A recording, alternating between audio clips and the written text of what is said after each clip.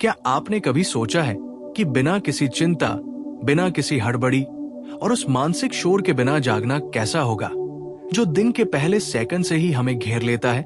हम एक ऐसी दिनचर्या में फंसे रहते हैं जो अलार्म बजते ही हमें नीचे खींच लेती है। लेकिन बौद्धों का शुरुआत करने का एक अलग तरीका है। उनके लिए हर सूर्योदय एक पवित्र अवसर है। ये धर्म के बारे में नहीं, बल्कि चेतना के बारे में है। ये रातों रात आपके पूरे जीवन को बदलने के बारे में नहीं है, बल्कि हर दिन की शुरुआत के तरीके को बदलने के बारे में है। इस वीडियो में आप उन 10 तकनीकों के बारे में जानेंगे जिनका अभ्यास बौद्ध लोग जागने पर करते हैं। ये सरल, शक्तिशाली है और आपके स्वयं के और दुनिया के साथ संबंधों को गहराई से बदल सकती है। एक खामोश मुस्कान से लेकर चाय की एक चुस्की तक, हर भाव एक अधिक संपूर्ण जीवन का प्रवेश द्वार है। अंत तक बने रहें। अंतिम तकनीक, हालांकि ये सबसे सरल लग सकती है, सबसे अधिक परिवर्तनकारी भी है। ये शांति का बीज है और आप इसे कल बो सकते हैं। जैसे ही वे अपनी आंखें खोलते हैं, बौद्ध स्थिर हो जाते हैं। कोई सेल फोन नहीं, कोई टू डू सूची नहीं, बस मौन। बाहरी शोर से रहित वो स्थान आपको वो सुनने का अवसर देता है जो सचमुच मायने रखता है। सांसें, दिल की धड़कन, उपस्थिति। ये आत्म प्रेम का पहला कार्य है, दौड़ना नहीं। कल्पना कीजिए कि आपका मन एक झील है। अगर आप मुश्किल से अपनी आंखें खोलें, एक पत्थर फेंकें और लहरें बन जाएंगी। लेकिन अगर आप बस देखते रहें तो झील शांत रहती है। इस तरह दिन शांति से शुरू होता है। अपने शरीर को हिलाने डुलाने से पहले बड़ी चीजों के लिए नहीं, बल्कि जीवित रहने के लिए, अपने बिस्तर के लिए, अपनी चेतना के लिए धन्यवाद दें। इस नए दिन के लिए धन्यवाद। दिल से बोला गया ये वाक्य मस्तिष्क के रसायन विज्ञान को बदल देता है। ये मन को भय से प्रचुरता की ओर ले जाता है। कृतज्ञता एक विचार नहीं, एक कंपन है। कुछ भी होने से पहले धन्यवाद देने में कुछ जादुई होता है। ये बाकी सब चीजों के फलने फूलने के लिए जमीन तैयार करने जैसा है। कृतज्ञ मन के सामने मुश्किल दिन भी नरम पड़ जाते हैं। आंखें बंद रखते हुए आप एक कोमल मुस्कान बनाते हैं। ये एक छोटा सा इशारा है, लगभग अदृश्य लेकिन शक्तिशाली। वो मुस्कान आपके शरीर को बताती है, मैं ठीक हूं। यह आपकी मांसपेशियों को आराम देती है, आपके मन को कोमल बनाती है। वो मुस्कान वो कुंजी है जो करुणा के साथ दिन की शुरुआत करती है। मुस्कुराने के लिए आपको खुश होने की जरूरत नहीं है। कभी कभी आप बस मुस्कुराकर याद दिलाते हैं कि आप भी मुस्कुरा सकते हैं, और ये छोटा सा काम आपके अंदर पहाड़ हिलाने लगता है। जब आप अपना चेहरा या हाथ धोते हैं तो आप वर्तमान में होते हैं। आप पानी को, उसके तापमान को, उसके स्पर्श को महसूस करते हैं। आप इसे जागने के लिए नहीं, बल्कि खुद को शुद्ध करने के लिए करते हैं। हर बूंद एक आशीर्वाद है, हर भाव एक भेंट है। स्वच्छता अब दिनचर्या नहीं, बल्कि एक अनुष्ठान बन जाती है। सोचिए, हम कितनी बार सब कुछ ऑटो पायलट पर करते हैं। जब आप सांसारिक को पवित्र में बदल देते हैं तो जीवन एक दौड़ से हटकर एक नृत्य बन जाता है। आप दिन की योजना सूचियों से नहीं बनाते, आप इसे एक इरादे से जोड़ते हैं। एक शब्द ही काफी है, धैर्य, प्रेम, उपस्थिति। ये शब्द पूरे दिन का मार्गदर्शन करता है। ये एक प्रकाश स्तंभ है। जब अराजकता दिखाई देती है तो ये इरादा आपको याद दिलाता है कि आप क्या बनना चाहते हैं, और ये सब कुछ बदल देता है। इरादा कोई अपेक्षा नहीं, एक दिशा है। जैसे कोई आकाश में एक तारा चुनता है ताकि वो उत्तेजनाओं के जंगल में खो न जाए।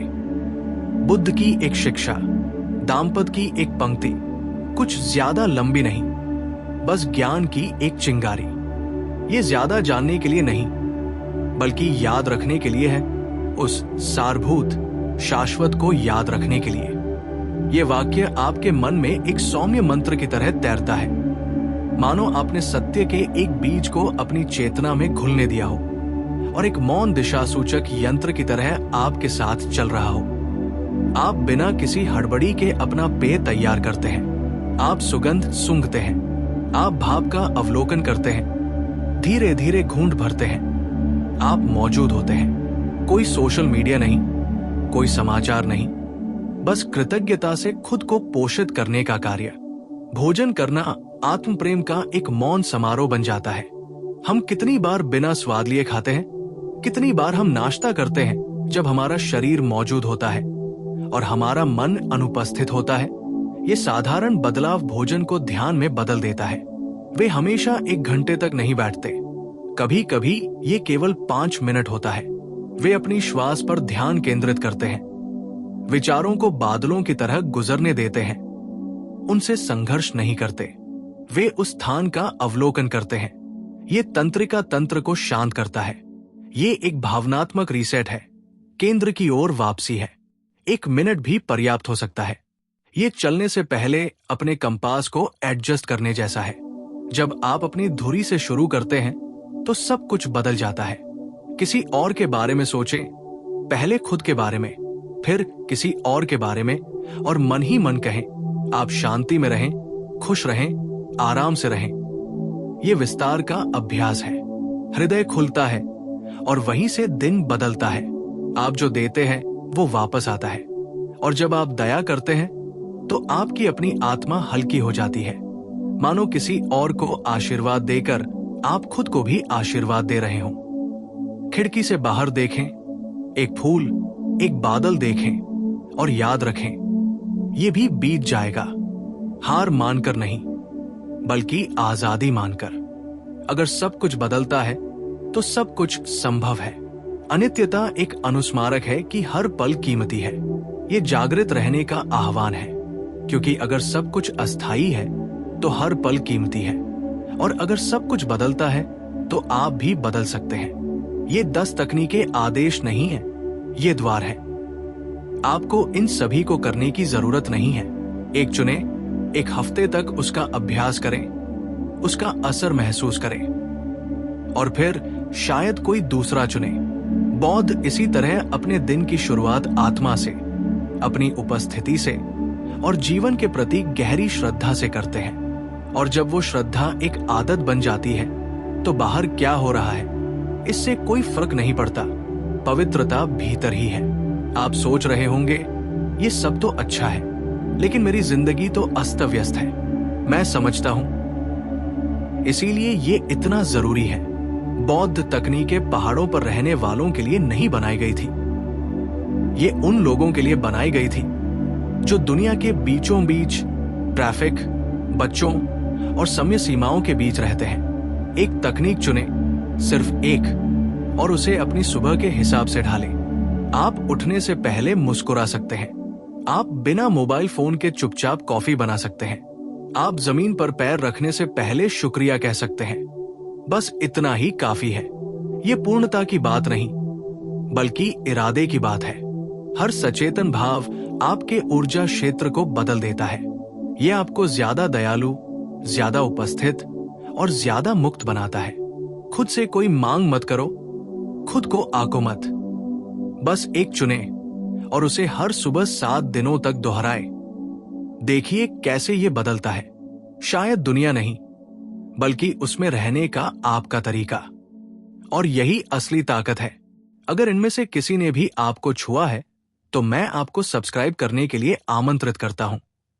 सिर्फ एक और मुद्दे के तौर पर नहीं, बल्कि घर लौटने का फैसला करने वाली एक आत्मा के तौर पर। यह चैनल आपके लिए है याद रखना, जागना, साथ देना। और अगर कोई तकनीक आपको पसंद आई हो तो मुझे बताइए कौन सी। उसे कमेंट में लिखें, क्योंकि हो सकता है आपकी गवाही किसी और के लिए जरूरी बीज साबित हो। अगर आपको लगता है कि ये वीडियो किसी की मदद कर सकता है तो इसे शेयर करें। कभी कभी एक ही वाक्य ठीक उस समय आता है जब आत्मा को उसकी जरूरत होती है। और अगर आप चाहें तो अगले हफ्ते फिर मिलते हैं, सीखते रहने के लिए, याद रखने के लिए, क्योंकि जागृति कोई घटना नहीं, एक रास्ता है और हम इस पर अकेले नहीं हैं। साझा किया गया हर शब्द, सुनाई गई हर कहानी जागृत आत्माओं के इस अदृश्य नेटवर्क को मजबूत करती है। और यही आध्यात्मिक साधना भी है। संगीत सचेतन रूप से जागे। इसी तरह ये यात्रा शुरू हुई। शायद अब जब ये वीडियो समाप्त हो रहा है, आपके भीतर भी कुछ जागृत हो गया है। आपको सब कुछ बदलने की जरूरत नहीं है, बस अपने दिन की शुरुआत कैसे करें इसे बदलें, और इसके साथ ही अपने जीने के तरीके को भी बदलें, क्योंकि हर सुबह एक नया जन्म है और आज आपका पुनर्जन्म हुआ है। हो सकता है कि वो जागरूकता आपके पूरे दिन एक अदृश्य धागे की तरह आपके साथ रहे, और जब रात हो तो आप पीछे मुड़कर देखें और कहें, आज मैं मौजूद था।